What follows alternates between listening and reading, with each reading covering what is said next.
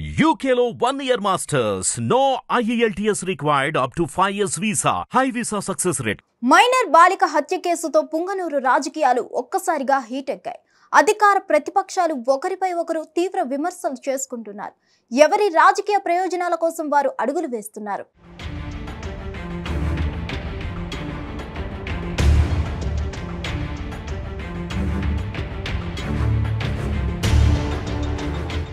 రాజకీయాలు హీట్ ఎక్కిన వేళ చిన్నారి ఉదాంతం మరింత హాట్ టాపిక్ గా మారింది.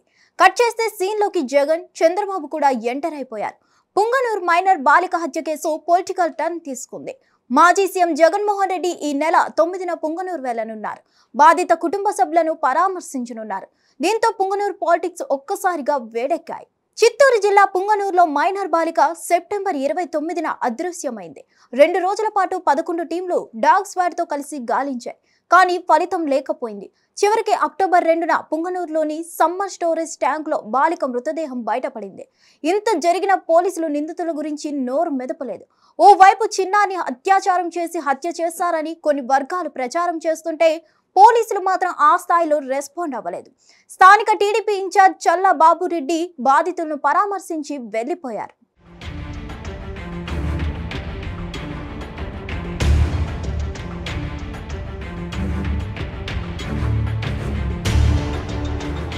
పోలీసులు, అధికారం, పార్టీ నేతలు కాస్త లైట్ తీసుకున్నట్లు కనిపించడంతో వైసీపీ దాన్ని క్యాచ్ చేసుకునే పనిలో పడింది. వెంటనే సీన్లోకి వైసీపీ సీనియర్ నేత పెద్దిరెడ్డి రామచంద్రరెడ్డి ఎంటర్ అయ్యారు. మైనర్ బాలిక కుటుంబాన్ని పరామర్శించి జగన్మోహన్ రెడ్డి కూడా ఈ నెల 9న వస్తున్నాడని ప్రకటించారు. అంతేకాదు పోలీసులతో పాటు అధికార పార్టీపై విమర్శలు చేశారు. మదనపల్లి ఫైల్స్ ఫైర్ కేసులో అత్యుత్సాహం చూపిన చంద్రబాబు ఈ కేసును ఎందుకు పట్టించుకోలేదని మండిపడ్డారు. వైసీపీ స్పీడ్ పెంచడంతో టీడీపీ నష్ట నివారణ చర్యలు మొదలుపెట్టింది. హోంమంత్రి అనిత, మంత్రులు రాంప్రసాద్ రెడ్డి, ఫారూక్లు బాధితులను పరామర్శించారు. చిన్నారి తండ్రితో సీఎం చంద్రబాబు కూడా మాట్లాడారు. అన్ని రకాలుగా ఆదుకుంటామని, బాధ్యులను శిక్షిస్తామని చంద్రబాబు వారికి ధైర్యం చెప్పారు. ఈ అంశాన్ని రాజకీయం చేయొద్దని అనిత అన్నారు. అత్యాచారం జరిగిందని కొందరు తప్పుడు ప్రచారం చేస్తున్నారని ఆమె ఆగ్రహం వ్యక్తం చేశారు. అలాంటిదేమీ లేదని 5 డాక్టర్లు చెప్పారని ఆమె చెప్పారు. హత్య కేసులో 5 అనుమానితులను గుర్తించామన్న ఆమె వారిని కఠినంగా శిక్షిస్తామని హామీ ఇచ్చారు.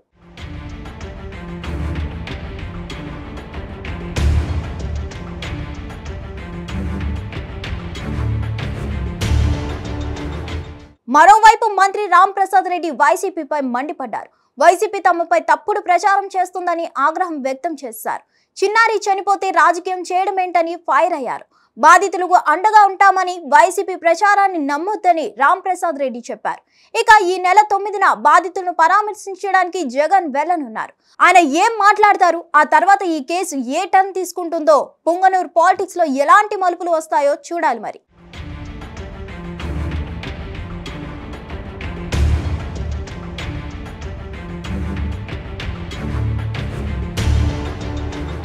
హిట్ టీవీ యాప్ ని డౌన్లోడ్ చేసుకోండి. ఇందులో short news, live news, entertainment movies అన్ని అవైలబుల్ గా ఉన్నాయి. Please download Hit TV app. Hit TV app hit TV app ని ఫ్రీగా డౌన్లోడ్ చేసుకోండి.